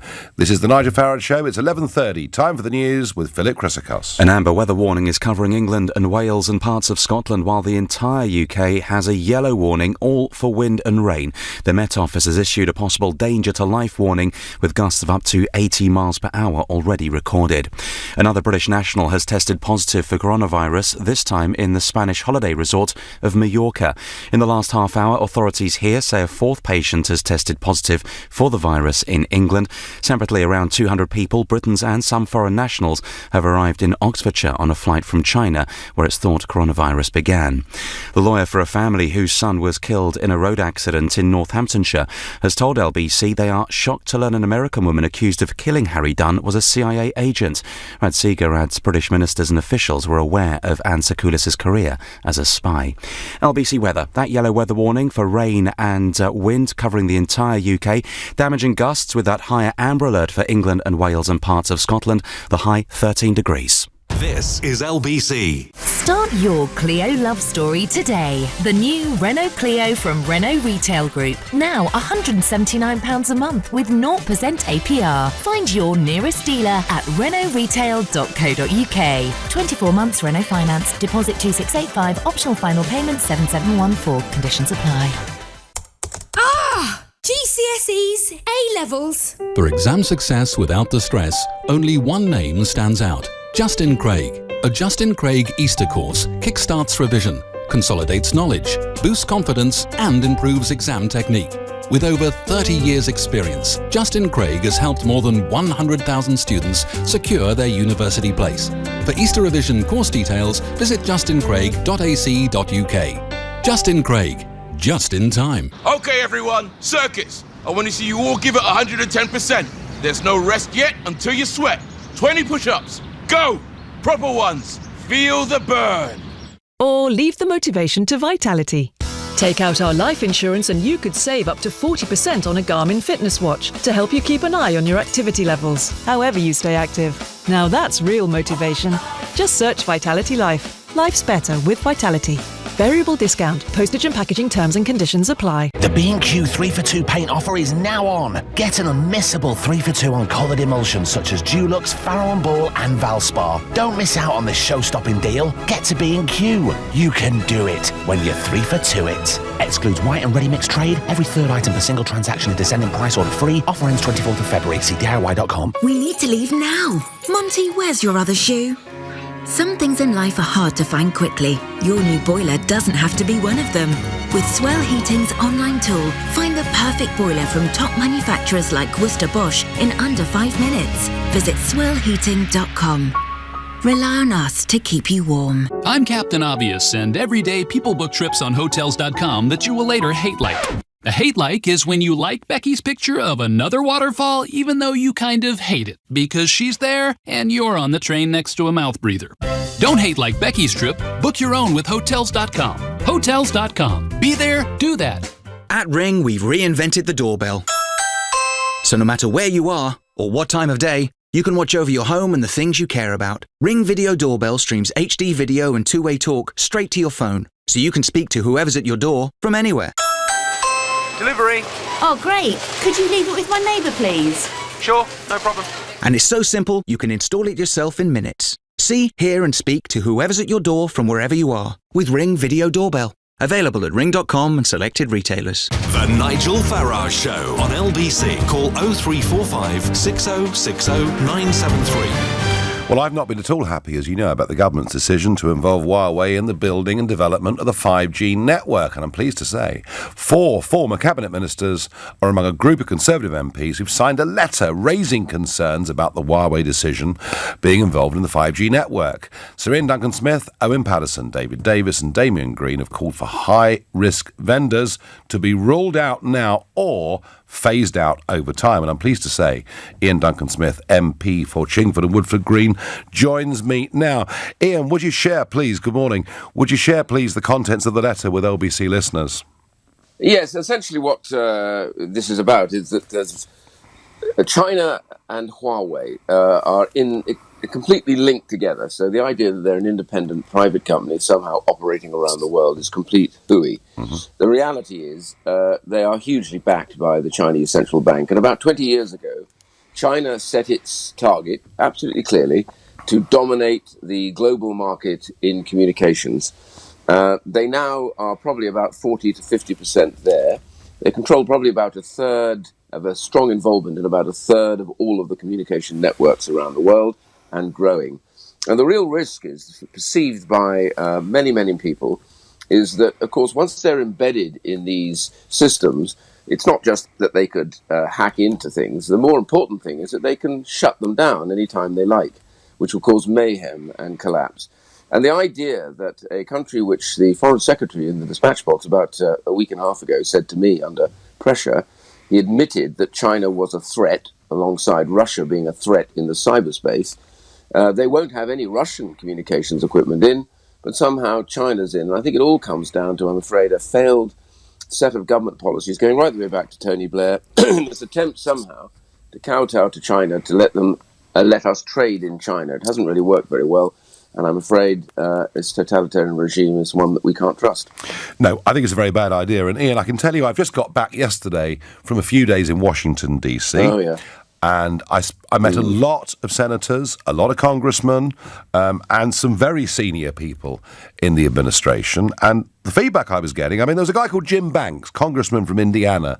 He wants to introduce a bill in Congress that says that America should not share any intelligence with countries that use Huawei systems. Other people I met, Ian, seriously suggesting that this would be a barrier to a free trade deal getting approval in Congress. Do you get the sense that Boris Johnson's government understands how seriously the Australians and Americans are viewing this? Well, first of all, Nigel, you're absolutely right. And by the way, you will have noticed that in America, it's Democrats and Republicans that are opposed to it. Oh, yes. And that's the reason in our group we have, across the party, the Conservative Party, Remainers and Leavers, all united together to say this is wrong. And it's not just America or Australia. Australia, New Zealand, Canada, America, India's said no. The French have now said no. The Japanese absolutely refused to do it. And Vietnam, of all countries, really absolutely has refused to have Huawei involved in their systems. And they know what a threat from China looks like, because they've been invaded by the Chinese on at least one occasion. And so the reality for us is, I try to make this question to everybody: what is it that we know that pretty much the rest of the free world doesn't know about Huawei? And I think the problem comes back to this. It's not so much that it's about Boris Johnson per se, because Boris has walked into government, and this has been going on for a while now. There was a select committee report that criticised the civil service for allowing Huawei in way back in 2003 without even telling ministers. They were allowed in. BT brought them in. Civil servants didn't bother to tell the ministers, so ministers didn't know anything at all about this issue. They're now embedded in 2G, 3G, and in 4G. And the problem is getting them out, and that's the key bit. So what I've tried to get from Boris, he's been told categorically by the civil servants, if you don't do this, we're going to lose money, it's going to lose time, we're going to have to find others that do it, it's going to cost us a lot of money. This is all notional money, it's not money that was spent. And I just think that now what we have to do is commit alongside our allies to stripping out Huawei, and all of us in the free world, the Five Eyes, etc., all the intelligence countries, work together now to make sure our own environment allows companies actually to produce this stuff and earn enough money to run their companies. Because Huawei, what they do is they find out what your bid is, then they go right in underneath it, because they have this absolute guarantee from the bank in China, no matter what the cost of that bid, they will back them. No, that's right. Realistically, can you get the government to change their mind on this? Well, we think that it's possible, because we do think there's a lot of unease even in the government about this. And I don't think that Boris Johnson particularly liked having to make this decision and being confronted by it so quickly. So we think there is scope. There's legislation to come back with regards to this decision to the House of Commons. And my view is it's generally not trying to cause trouble for the government. What it's trying to do is to get everyone to recognise that if your prime concern as a government, and you'll understand this, is the defence of the realm, it isn't about just land and water. It's these days about cyberspace. And if we have not got control and protection around cyberspace, then we will have failed to defend the realm. And I think that is our number one concern. Ian, thank you very much indeed. That was Ian Duncan-Smith, MP for Chingford and Woodford Green, one of 4 cabinet ministers, saying to the government, you've got this wrong with Huawei. And as I say, I was amazed at just how vehement the opposition to this in the United States of America was. And it threatens the special relationship at a time when we should be doing great things together. We're freed after Brexit, and yet this is a real barrier to us. Now, this text has come in. Nigel, we are stuck on the M1 as I type. There's an accident up ahead. Emergency services can't get through the backed up traffic because there's no hard shoulder for them to use. How is this a smarter way to travel? Luckily, your show is entertaining us while we wait. From Lauren and Dave, somewhere on the M1. And I hope for your sakes, Lauren and Dave, you're not stuck there for hours, and that the emergency services do reach people who need them. Gosh, smart motorways. They seem pretty dumb to me. Harry is calling from Portsmouth. Good morning, Harry. Oh, yes. Hello. Good morning, Nigel. Smart decision. So Huawei goes back as early as 2004 when BT were using them. So that was the Blair regime. Yes, it was. It was. And you know, Harry, as Ian Duncan Smith just said, all of this done without consultation on any level at all. But, Harry, I specifically, and I promise you, we will be discussing Huawei a lot more over the course of the next weeks. But you were going to speak to me, I think, about smart motorways. Yes. Go on. Do not put Huawei in charge of smart motorways. We've got enough dumb people already. I tell you what, Huawei aren't dumb. They're very, very, very smart, and that's the problem. But now, Harry, I'm gonna pin you down. Tell me what you think about smart motorways. A big mistake. It was done to economise instead of building new motorways. But the thing is, if you are going to use them for a short period, because there needs to be a proper governance inquiry into this, then perhaps you should restrict the hard shoulder running only to set periods, the tidal flow system. The Uxbridge Road used to have one, even the Blackwall Tunnel used to have one. Every sign on the motorway would have the set times, a 2-hour morning peak perhaps, a 2-hour evening peak, where the hard shoulder would be available, but Harry, perhaps only for lorries. Because what you're trying to do is... Won't that confuse people, Harry? Won't that confuse people? No, every car driver would know they are not allowed to use the hard shoulder. There would only be one class of vehicle using it. And how would they know? Because it would be on every single sign. The hard shoulder is only available to lorry drivers, but for 2 hours in the morning, 2 hours in the evening. Anybody else using it for no good reason, a ban, points. I'm not convinced, Harry. It seems to me that you're driving on a motorway. It's a 3-lane motorway with a hard shoulder. You then get to a sign which says the hard shoulder is now going to be used by lorries, and then a few miles later it says it won't be used by lorries, and you have a problem with your car, the engine's on fire, and do you remember whether you're in a normal bit of the motorway or whether you're in the bit the lorries... I don't buy it, Harry. Well, it will be on every sign... Remember, these are long sections. They're not minute sections anymore. I remember when they did the M3 Farnborough area. Yes. They could have just extended the slip road because the slip roads were too short and they caused bunching. And what did they do? They converted it into a smart motorway when most of the traffic goes to Heathrow. Well, the bit in Kent they're proposing at the moment is 6 miles. Harry, I'm not going to fight you. I'm not going to argue with you. You're trying to be practical and deal with traffic flows at peak times. And that to some extent is what Highways England were trying to do. It's just that they've created something that I think leaves a lot of us very worried and very scared. Thank you, Harry. In a minute, I will tell you about going into the Oval Office on Thursday evening to meet the President just a few hours after he'd been acquitted. That was quite an experience, I have to tell you. But for now, this is the Sunday edition of the Nigel Farage Show here on LBC, and it's 11:45. Coming up at 12 on LBC, Majid Nawaz. Ministers have ordered a no-deal-style emergency plan over the coronavirus amid fears that China will shut down for months. But how have we sleepwalked into so much dependency with China? Majid Nawaz on LBC.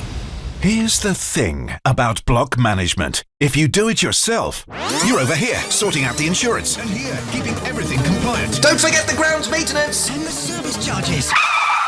And that's just what you need to do today. But because the ABC Estates block management team can look after every aspect of your property portfolio, from repairs to service charge collections, your time can, at last, be better spent elsewhere.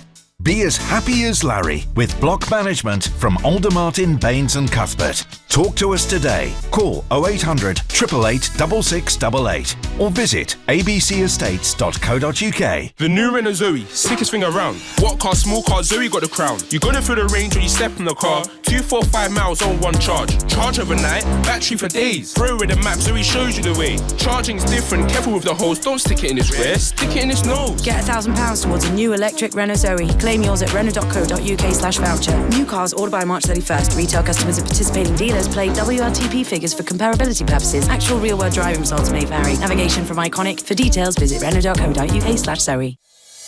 Play along with our 10-second teaser. Ready? True or false? More Monopoly money is printed in the US every year than real money. The answer is true. Very handy for buying Mayfair.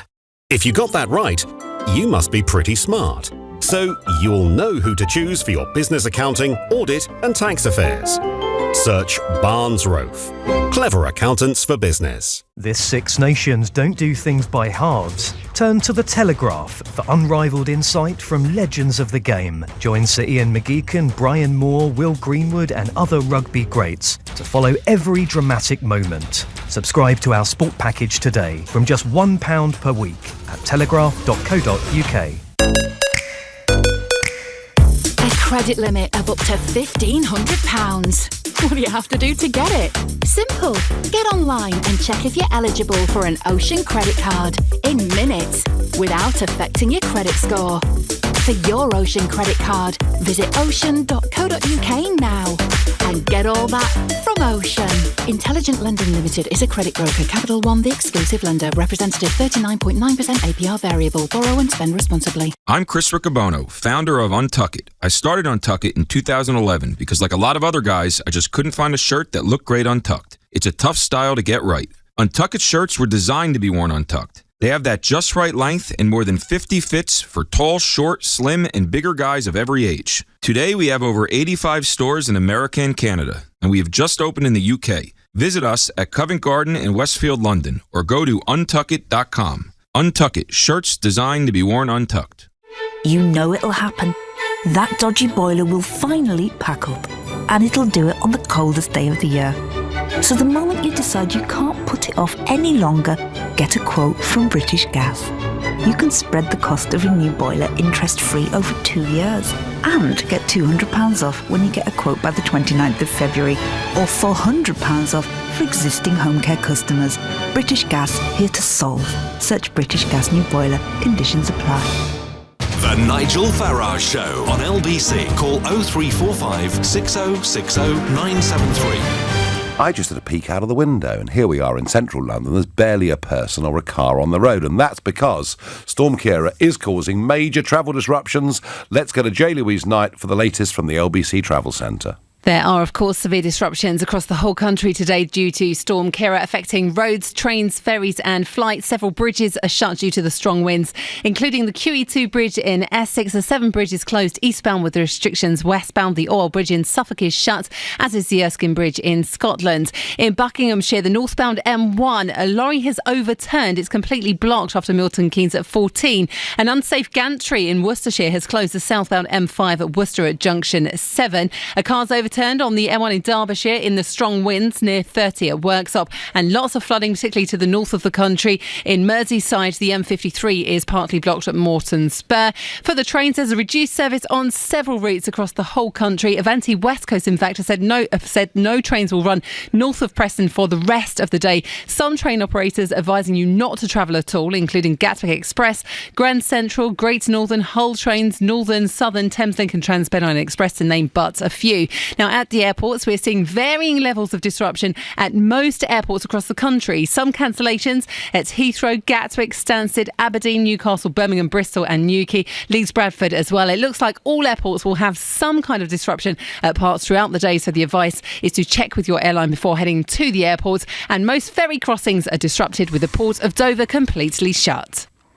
So I had a fascinating few days in Washington, D.C. last week. I attended the State of the Union speech, which was very dramatic. And, of course, the impeachment process ended on Thursday. And I was being looked after and hosted by a Texan congressman called Louis Gohmert last week, who took me around. And the opportunity came to go and meet the president in the Oval Office. And I've met the president many times in many situations, but I've never been into the Oval Office before, the most famous office in the world. And like everything in life, you kind of see it on television and think it's probably going to be huge, and you go there and it's not actually enormous, but it's very smart, it's very tasteful. I was thrilled to see the bust of Churchill there in the room, because when I spoke to, well, he was President-elect Trump, I guess, on the 11th of November 2016 in his Manhattan apartment, one of the conversations was, please, would you consider putting Churchill back, because he'd been taken away by Obama. So that was particularly pleasing to see. And I never ever say what we've talked about in private. I think it's very important. But hey, he does come on LBC occasionally and tell us what he thinks anyway. But what I can tell you is, I sort of reiterate that he genuinely likes Boris Johnson, and that's a good thing because he is the most pro-UK president we've had for many, many years, and there are great opportunities there. I did talk with Ian Duncan Smith earlier about other people I'd spoken to in the Republican Party, and many Democrats too, who think the Huawei decision risks the special relationship at a time when we really, with Brexit, should be building it. But if the Democrats think they've beaten him down with the impeachment process, they're in for a shock. I think he and his base are more determined than ever. We had a little exchange of gifts, and he gave me a Keep America Great baseball cap. Remember, Make America Great Again was the 2016 campaign. Keep America Great's the 2020 slogan. I tell you what, I'll bring it in tomorrow and perhaps put it on during a small part of the show. And I gave him the Raw Mint issued 4,300 coins on the 31st of January. You had to go and queue up and collect them from the Mint, the new 50p. And I feel bad about this in some ways because a friend went and queued up for hours to get me one of them. But I couldn't think, what else could I give? You know, the president that's got everything, but he was pro-Brexit, so he's now got on his desk one of those 50p coins minted on the 31st of January. So that was, for me, an amazing experience to go into the Oval Office. Right, back on smart motorways, which many of you agree are not too smart, and the prospects of breaking down in that inside lane are very, very frightening indeed. Marcus is a new caller from Chorley in Lancashire. Marcus, good morning to you. Hello, Nigel, and congratulations on Brexit. Thank you. So, what is your interest in smart motorways, Marcus? Well, as a wagon driver, I hate them. They're just an accident waiting to happen. And as regards the gentleman before, yes, saying they should just be opened up for wagon drivers, I know. That's just a recipe for disaster. Yes, I think so too. So too. So at the moment, Marcus, I mean, you know, if you're driving tens of thousands of miles every year, I mean, how often do you see a car broken down on these smart motorways that has not made it to one of the refuge points? Frequently, on the M1, on the M6, all the time, and it causes such horrendous tailbacks. But then the counter argument, Marcus, is that if you didn't have these smart lanes, smart motorways on the M42 and other places, that people like you, who are carrying commercial goods around the country, would spend longer on the roads every week and month, and that's bad for the economy. I mean, this is part of why these were brought in the first place. This is true, but people are dying. And yes, on the M42, every 500 metres, there's a space to pull into. Not the new ones. So I was listening to your show earlier, and I just thought, you know what? Why not just put big red buttons into the alcove, all the way down, not like every couple of 100 yards. Mm-hmm. So when you do come to a grinding halt, you hit the red button and it closes your lane instantaneously and brings the speed limit down to 40 miles an hour. Right, so basic. But that would then be giving members of the public control over the speed limit and the traffic system. Better that than people dying. Well, that's a fair point, Marcus. That is that is a fair point. All right, OK, Marcus, that's your experience. And even though it would take Marcus a lot more time on average, he thinks they're too dangerous. They're wrong. Karen is a new caller from Bushy and Hearts. Karen, good morning. Oh, good morning, Nigel. Thanks very much. So pleased that you're speaking about smart motorways. I've been talking about them non-stop for the last 2.5 years. Well, you've now got a platform, Karen, so... Yes, thanks. Tell us. On the M3. I've got several points to make, so I'll try and sort of get them all in. Mm-hmm. My own experience is that I have been on a smart motorway course, which was in July last year, the year before, July 18. I then pinpointed all the things that have been said so wonderfully by Edmund King, who I think has been absolutely superb. Wasn't he good? Wasn't he good earlier on? I think you were right. Yeah. He was superb and very clear. I brought out all these points in the course and was really passionate about it and said, you know, there's going to be so many deaths because of this. And the instructors were very nice, but they all sort of replied almost very robotically what they'd been told to say. Was this, Karen, just one second, yeah. was this a Highways England course that you attended? It was indeed, yes. Okay. Yeah. And just one of the points was the fact that so quickly cars can come up behind you. And they just repeated, this is going to be managed by the gangways above. And I said, but look, we're not on a country lane. We're actually on a road where bang, bang, bang. You know, how many cars are going to hit you just within half a minute? And at the time, I thought they meant that it might take a minute to do it, and I thought that was bad enough. And I tried to say how many cars could hit you in that time. But apparently, we now hear that it's 17 minutes, that you'll be sitting there as a sitting duck with cars coming up behind you. Yeah, it's just crazy. It's part, as you also say, of the overmanagement of people. I think that was so wise. Oh, and of course, even when it's good traffic conditions, these gantries are there and the cameras are on, and we'll all get more speeding tickets even when we can move. And Karen, I'm going to give you time to make one more point on this, please. Yes, thank you. It was just about the logic of the whole thing. Edmund King mentioned the all-lanes running motorways being different from the dynamic motorways. If you think it through logically, with the dynamic motorway, when the hard shoulder is only opened up for use sometimes, what is the logical reason for them reverting it to a hard shoulder? It has to be that is safer. Of course, inherently. Of course. Therefore, when it's not open, it is effectively less safe. And if you logically think that through, that means that the all-lanes running motorways that never have a hard shoulder are less safe all of the time. Karen, you've just ended the programme on a point of beautiful logic. Thank you. That was argued perfectly. Folks, this is a subject we will be coming back to. At last, the government are taking some notice, thank goodness. Let's hope it leads to real action. I'm back tomorrow at 6. This afternoon at 3 o'clock, it's Ian Payne. But up now, it's Majid Noaz. Thank you, Nigel. Coming up, the first state boarding school for children as young as 4 is set to open this September as head teachers warn of soaring demand from two-parent working families fed up with trying to juggle careers and childcare. Are state boarding schools a good idea? Before that, a leading imam appointed by Theresa May to conduct a government inquiry into so-called Islamophobia has faced calls to resign after he was accused of questioning free speech. Is the idea of Islamophobia creating a blasphemy taboo and restricting free speech? But first, the microbiologist who discovered Ebola and the presence of AIDS in Africa has said Britain could suffer a major outbreak of the coronavirus as the NHS is being urged to prepare for no-deal style plans for shortages. How have we sleepwalked?